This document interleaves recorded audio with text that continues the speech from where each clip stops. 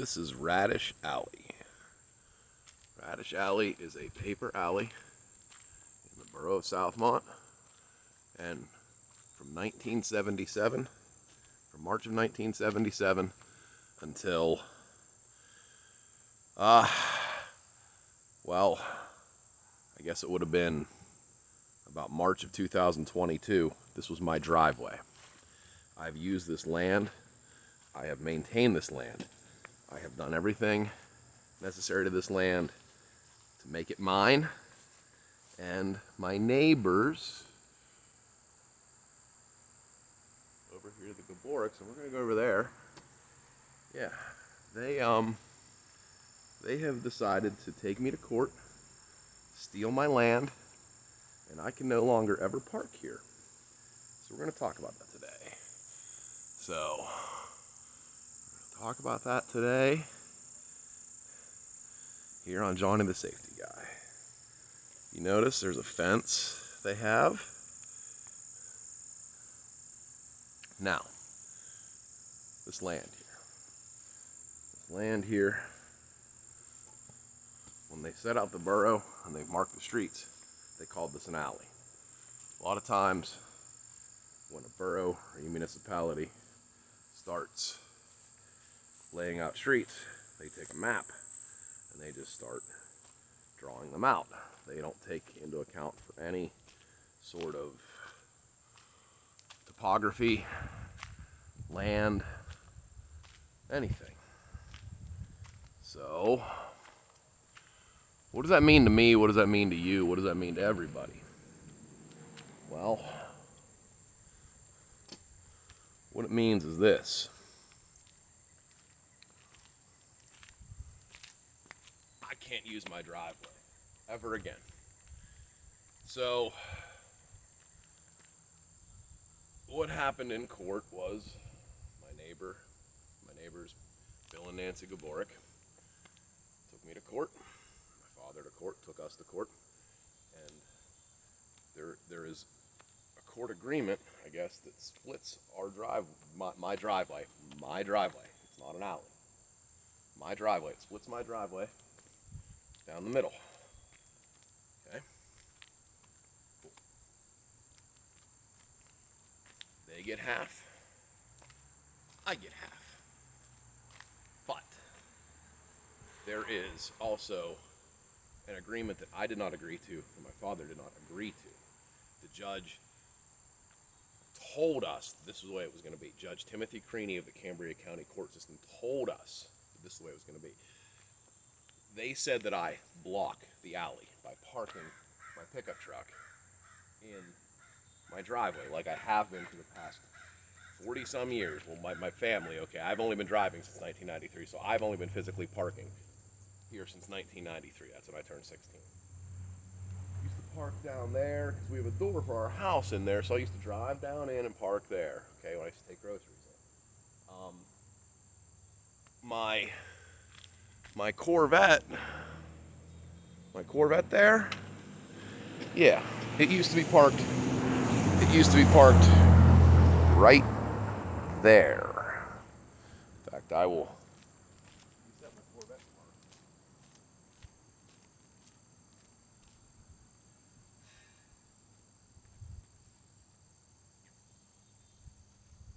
I used to park my truck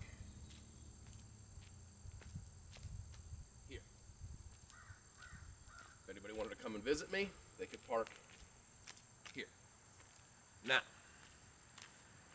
if I park here, if you park here, if my neighbor parks here, if any Tom, Dick, or Harry off the street parks right here,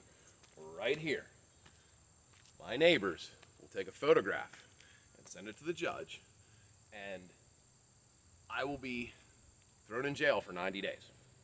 I've already been sentenced to it, and they had to suspend it because that's the way it works in a contempt hearing. But they've drugged me to court now twice now for me doing something that I've been doing, not illegal, mind you. There's nothing illegal about what I'm doing. Okay, I haven't broken any laws whatsoever.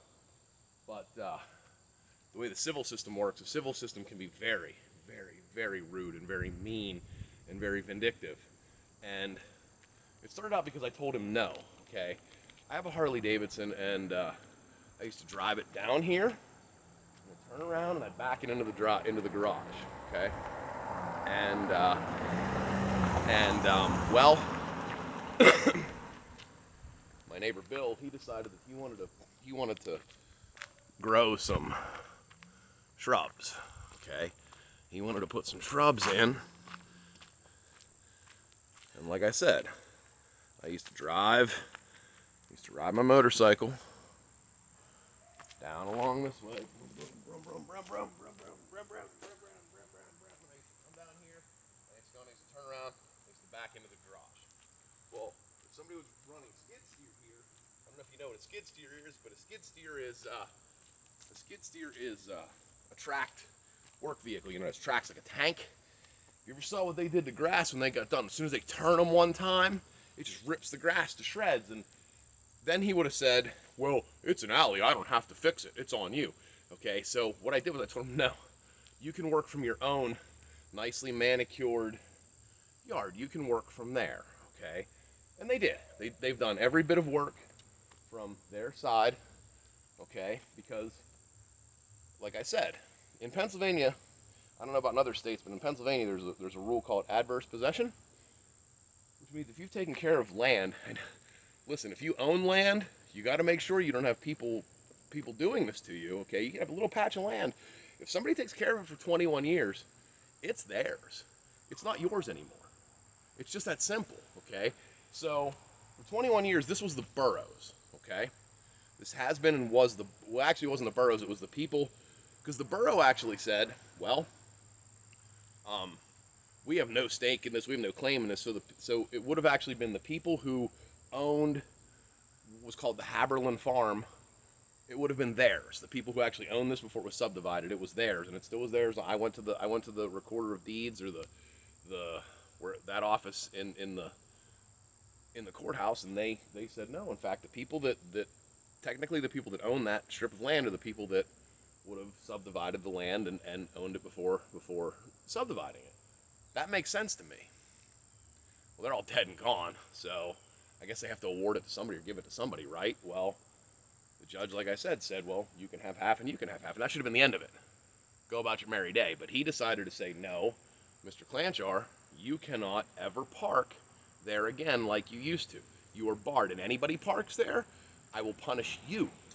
90 days in jail, you. Okay? So, like I said, that's what's been going on here lately, okay, is there have been several things that have been done to me very dirty, okay? And I'm doing what I can to fight back with no money. Okay, that's why I'm doing what I'm doing. You know, I have people harassing me, people coming by my house. You know, what I'm doing is what's called a peaceful protest. If you don't know what a peaceful protest is, look it up, because I have every right to do it, and I'm gonna do it. I'm gonna continue to do it. Okay? I've had more property taken from me, I've had more things stolen from me, I've had more freedom taken from me, and I've had more money taken from me than probably anybody else in this borough. Okay? And I'm not a bad person. You know, I was carjacked on Friday because of this situation. Yeah, 3 armed men came up and stole my truck. Okay, I had a guy brandish a firearm at me the other day on a motorcycle. Okay, come on, like, over me putting a couple of swear words and spray paint on something. Okay, what about my rights and my freedom and my happiness that people have no problem stomping on? My neighbor across the street, she has no problem in going to the borough office every month and complaining about people parking on the street.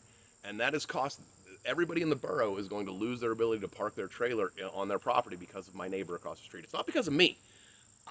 What I did is I'm doing something that's completely legal, okay, and they're complaining about it to make it illegal, okay? I don't know if anybody who's watching this knows the history of why marijuana is illegal, but back in I guess it would have been the teens, 1910s, 1920s-ish. Marijuana became illegal in 1937, so it had to have been sometime in that era, okay? Blacks and Mexicans in the South used to smoke tea, is what they used to call it. You know, they used to smoke marijuana. And because, you know, the sanctity of white female virginity back in the, you know, southern states, you know, they didn't want, you know, God forbid, you know, back then white people thought the only thing that black people wanted to do was rape their daughters. I mean, that's at least that's the history I was taught. And I don't think that's right, okay? I don't think any of the racism that people have had to endure in this country is right. I don't. And that you know that was a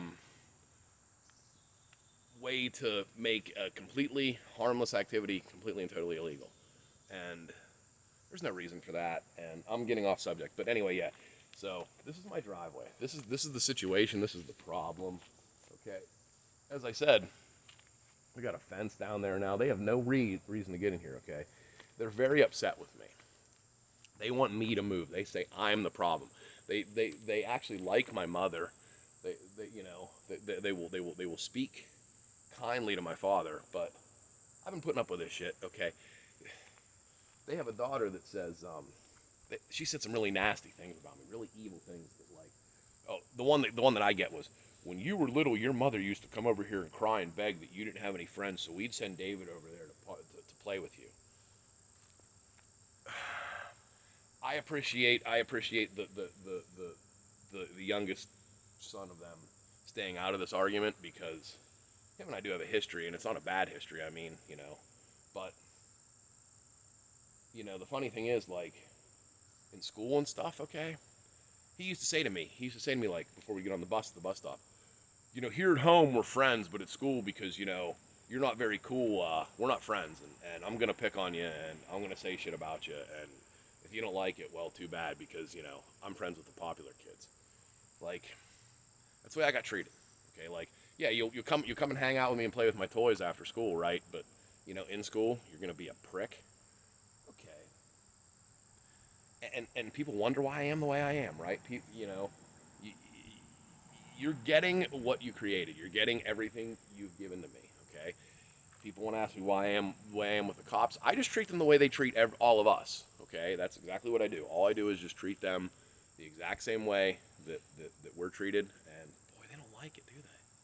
So this people don't maybe realize that I come from a place of kindness, okay? And maybe people don't realize that what I do is I force kindness, okay? I'll scream at you, be fucking kind. And then and believe it or not, my words might not be kind, but my actions absolutely are, okay? Um, you know, Sticks and stones may break your bones, but words can never hurt you. Do you know how many times I've heard that? I know words hurt, and that's what people have been doing to me all my life, is hurting me with words, hurting me with legal words, hurting me with this, hurting me with that. So now it's my turn, and I've learned my skin is so thick you can't get to me. Okay, there's some folks out there that have been trying to get to me, and well, keep trying. We'll see. So everybody, have a great weekend. It's Labor Day. If you're a working man,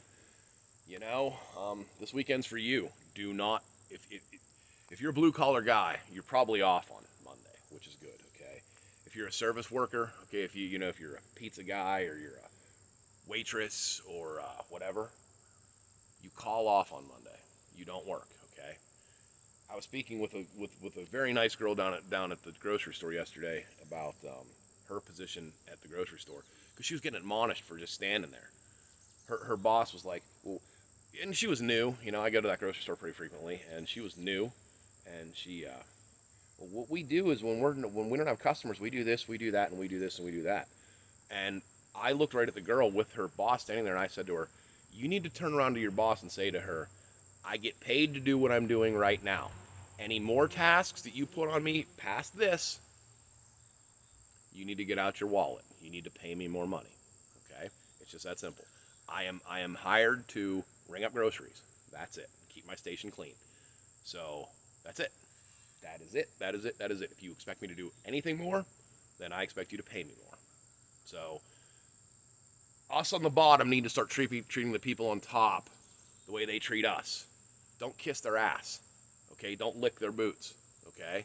That's why we get shit on. Okay? It's because we let them shit on us. We hold that $10 an hour so dear. Okay? There are so many other places out there that you can work. There are so many other things you can do. Okay? Don't ever settle for less. Don't ever let anybody tell you aren't cool, because you are. Okay?